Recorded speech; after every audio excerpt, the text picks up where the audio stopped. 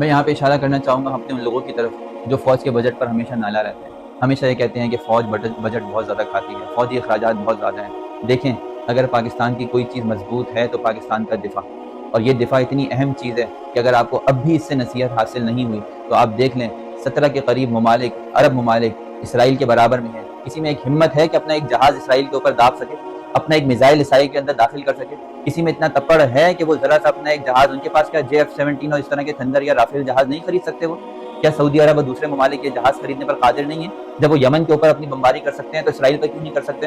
لیکن اس کے باوجود بھی کسی میں اتنی ہمت اور طاقت نہیں ہے کہ اسرائیل کے اندر گھس کے جنگ لڑ سکے۔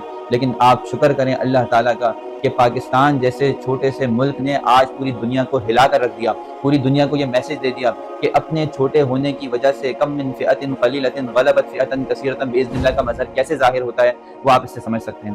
دیکھیں، چھوٹے سے ہونے کے باوجود بھی اپنے سے 7 گنا بڑے ملک کو نکیل ڈال دینا، اس کو کھینچ کے زمین پر گھٹنوں کے بل لے آنا، یہ پاکستان نے کر کے دکھایا۔